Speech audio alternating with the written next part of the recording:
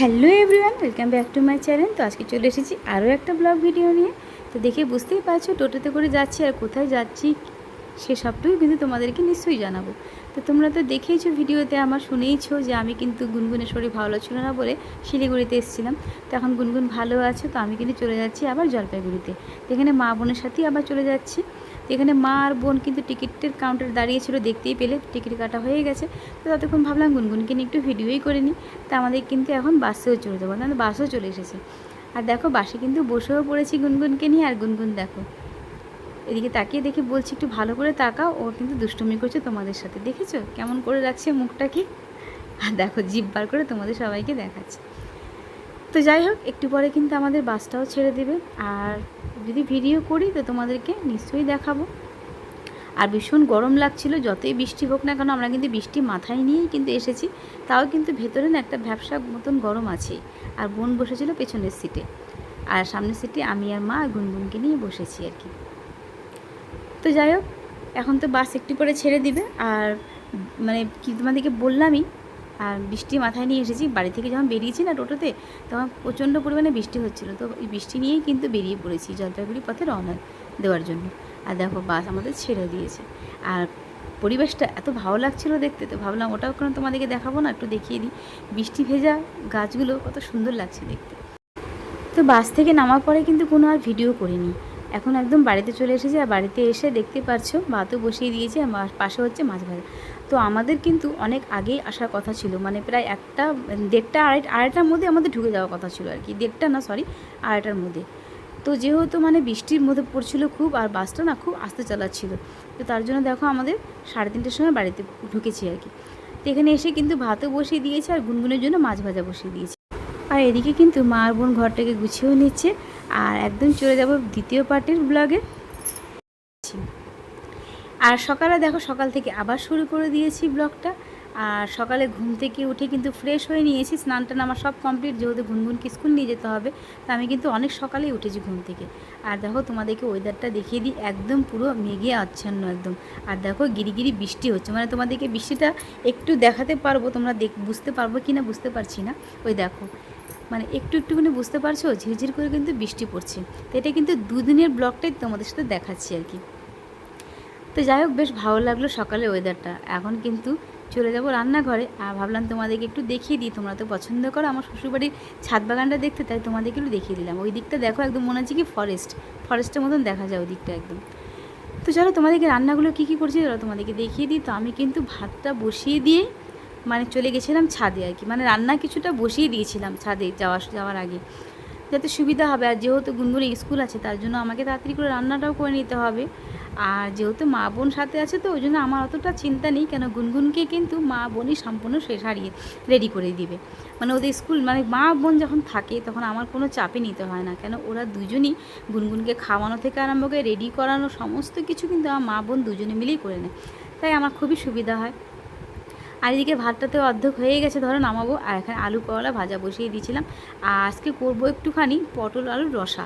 তো এখানে কিন্তু আমি অনেকটা, বললাম তো অনেকটা কাজই করে নিয়েছি আমি। তারপরেই কিন্তু আমি ছাদে গিয়েছিলাম, সব রেডি করে রেখেছিলাম। এখানে আলু পটলটাকে ভাজা করে নিয়েছি। আর এদিকে দেখো গুনগুনের যে মশলাটা, ওটাও রেডি করে নিয়েছি। আর দেখো গুনগুনকে যে সবজিটা দেবো আমি মাছের ঝোলে, সেটাও কিন্তু আমি রেডি করে নিয়েছিলাম। তো যাই হোক, এখানে কিন্তু মশলাটা হচ্ছে আলু পটলের একসাথেই মশলা করেছিলাম, তো ওখান থেকে নিয়ে নিয়েছি। আর অনেকগুলো জামা কাপড় দেখো এসে কিন্তু কাচতে দিয়ে দিয়েছি।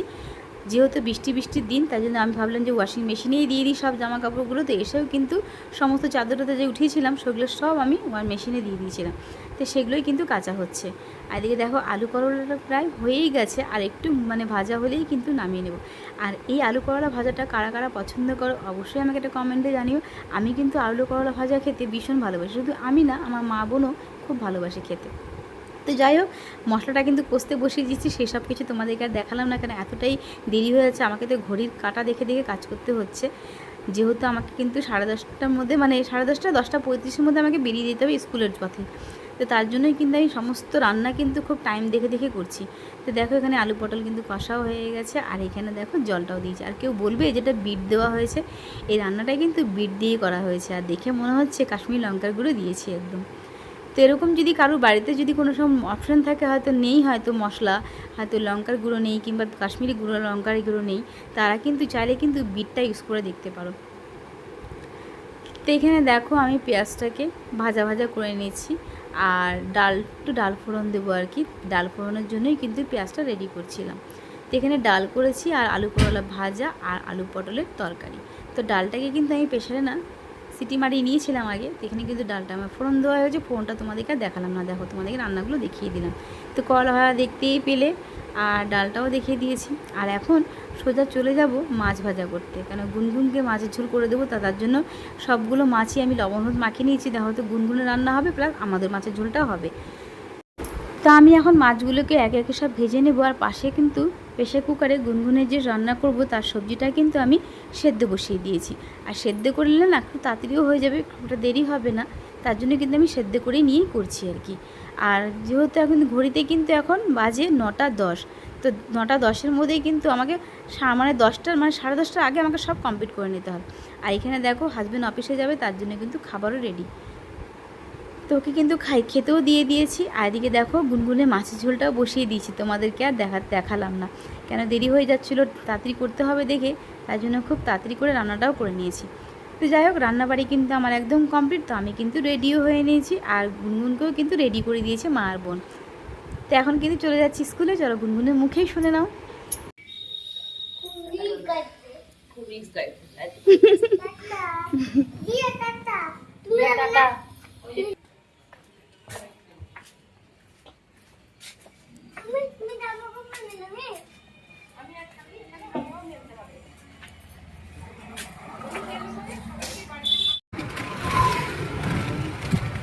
কোথায় যাচ্ছি আমরা?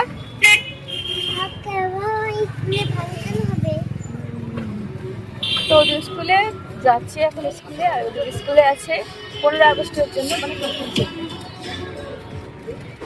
তো স্কুলে গিয়ে আর কোনো রকম ভিডিও শ্যুট করিনি। এখন কিন্তু স্কুল ছুটি হয়ে গেছে, এখন চলে যাচ্ছি বাড়িতে। আর গুনগুন দেখো নাকটাকে ঢেকে রেখে দিয়েছে, নালার পাশ দিয়ে যাচ্ছিলাম তো ওদের গন্ধ লাগছে, তার জন্য নাকটাকে ঢেকে রেখে দিয়েছে। তো যাই হোক, বাড়িতে গিয়েই কিন্তু খাওয়া দাওয়া করে বেরিয়ে পড়বো। তো এখন কিন্তু দেখো বেরিয়েও পড়েছি, আর গুনগুনকে মা আর বোন ঘুম পাড়িয়ে দিয়েছে খাওয়া দাওয়া করিয়ে। আর আমি হাজব্যান্ডের সাথে একটু যাচ্ছি মাসের বাজার করতে। তো ভিডিওটা কিন্তু আর বড় করছি না, এইটুকুই রাখছি। ভিডিওটা ছোটোই ভিডিও করেছি। তোমাদের কেমন লাগলো ভিডিওটা অবশ্যই একটা লাইক কমেন্ট করে জানাবে। খুব তাড়াতাড়ি নতুন ভিডিও নিয়ে চলে আসবে।